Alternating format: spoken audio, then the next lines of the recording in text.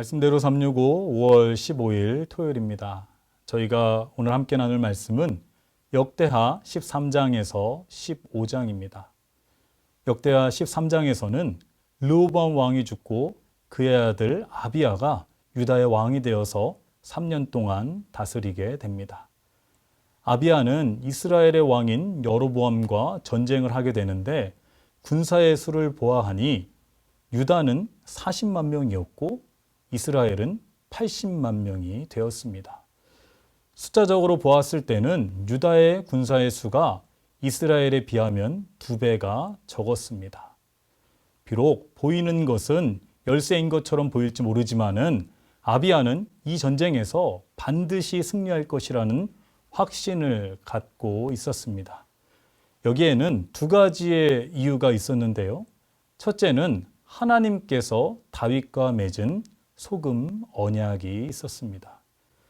여러분, 소금의 특징은 오랜 동안 변하지 않는 것과 음식을 오랫동안 보존시키는 역할을 하게 됩니다. 이와 마찬가지였습니다.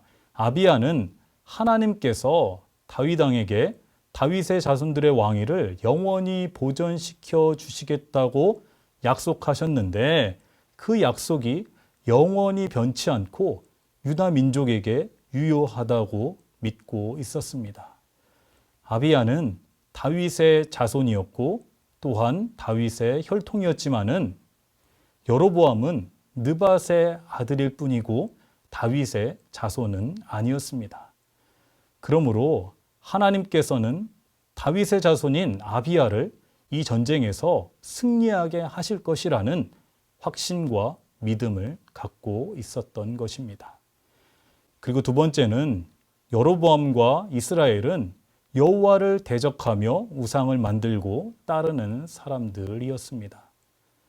금송아지를 만들고 레위 자손이 아니더라도 뇌물을 준 자들을 제사장으로 세우는 악행을 저질렀습니다. 이와 반대로 남유다는 하나님의 성전과 제사장들이 있었고 매일 아침 저녁으로 하나님 앞에 제사를 드리며 여호와 앞에 나아갔습니다. 또 하나님의 계명을 지키는 자들이었습니다. 아비야는 하나님의 약속과 하나님을 의지하는 유다 민족이 반드시 승리할 것이라고 믿었습니다. 결국에는 이 전쟁에서 북이스라엘은 패배하게 되고 여로보암은 이후에 죽게 됩니다. 14장에서 15장의 말씀을 보시면은 아비야의 아들 아사왕에 관한 말씀입니다. 아사왕은 하나님 보시기에 선하고 정직한 왕이었습니다. 이방신에 관련된 것들을 다 없애고 백성들이 여호와를 찾게 하고 율법과 명령을 행하게 했습니다. 그러자 하나님께서는 아사왕과 그 나라에게 평안을 허락해 주셨습니다. 구스 사람 세라가 쳐들어왔을 때에도 아사는 하나님께 부르짖고 하나님을 의지함으로 승리하게 됩니다. 이후에 아사는 선지자 아사랴의 말을 듣고 종교개혁을 단행하기도 합니다.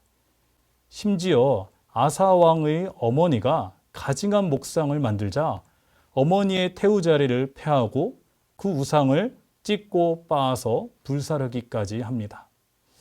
사랑하는 여러분, 하나님의 백성인 저희들에게도 하나님께서는 소금 언약으로 변치 않고 지켜주실 줄로 믿습니다.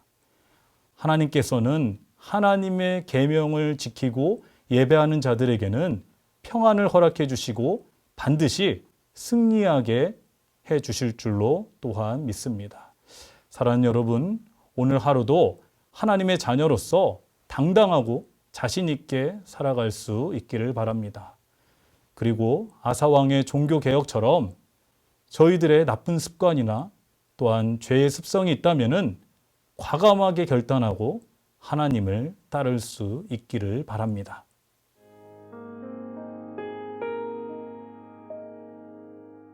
(5월 15일) 토요일이 되었습니다. 오늘 함께 묵상하실 말씀은 역대하 14장 11절입니다. 아사가 그의 하나님 여호와께 부르짖어 이르되 여호와여 힘이 강한 자와 약한 자 사이에는 주 밖에 도와줄 리가 없사오니 우리 하나님 여호와여 우리를 도우소서. 우리가 주를 의지하오며 주의 이름을 의탁하옵고 이 많은 무리를 치러 왔나이다. 여호와여 주는 우리 하나님이시오니 원하건대 사람이 주를 이기지 못하게 하옵소서 하였더니. 아멘. 세상은 공평하지 못하지요. 그래서 강한 자가 있는가 하면 약한 자가 있습니다. 강한 자가 약한 자를 보듬어 주면 얼마나 살기 좋은 세상이 될까요? 그러나 죄가 들어온 이후에 이 세상에서는 그런 일은 찾아보기가 어렵습니다. 거의 대부분의 경우에는 강한 자가 약한 자의 위에 군림하고 억압하고 수탈하지 않습니까? 이것은 개인 간이나 국가 간이나 다 마찬가지입니다.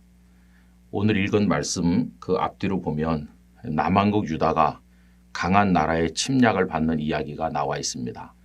유다는 그렇게 강한 나라가 아니고 우리가 볼 때 연약한 나라였다고 생각이 듭니다. 그런데 구스의 왕 세라가 무려 100만 대군이나 동원해서 남한국 유다를 침략한 것입니다. 그때 유다의 왕은 아사였는데 남한국의 왕으로는 세 번째 왕이었습니다. 여러분, 아사는 이 강하디 강한 구스의 군대를 어떻게 막아낼 수 있었을까요? 한마디로 말해서 그는 거룩한 영적 지식이 있었고 그것을 통해서 이겨낼 수 있었습니다. 그가 가진 영적 지식의 첫째는 도와줄 분은 오직 하나님 한 분뿐이심을 아는 것이었습니다. 오늘 읽은 말씀 속에 보면 강한 자와 약한 자 사이에는 주 밖에 도와줄 리가 없사오니 우리 하나님 여호와여 우리를 도우소서. 세상에도 종종 남을 돕는 이가 있지만은 강한 자와 약한 자 사이에서 진정으로 약자에게 도움이 되실 분은 하나님밖에 없습니다. 그래서 아사는 하나님을 의지한 것입니다. 여러분 시편 121편 1절과 2절을 잘 아시지 않습니까? 내가 산을 향하여 눈을 들리라. 나의 도움이 어디서 올까? 나의 도움은 천지를 지으신 여호와에게서로다. 이것이 아사가 가진 첫 번째 지식이었습니다. 두 번째로 그가 가진 거룩한 지식은 믿음은 행동으로 옮겨질 때 열매가 된다는 것을 아는 것이었습니다.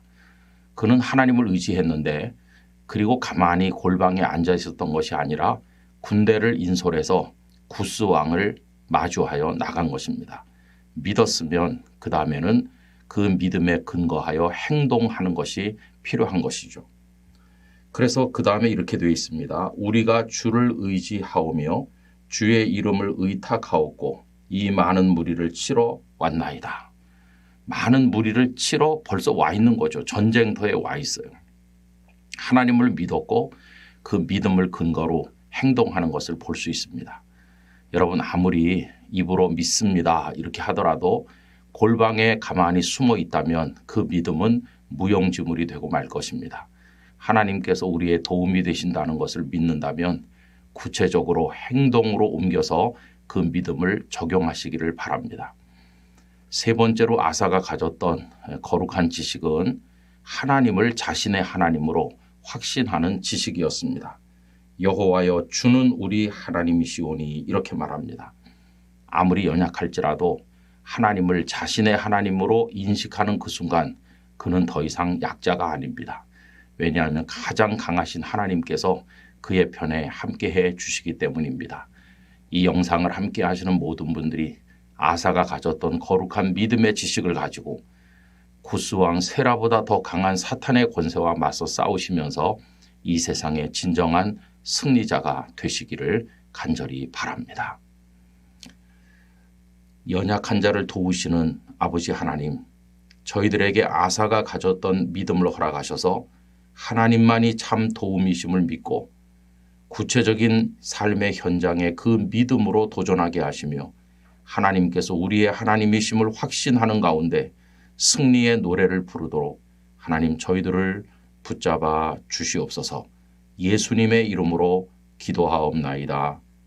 아멘.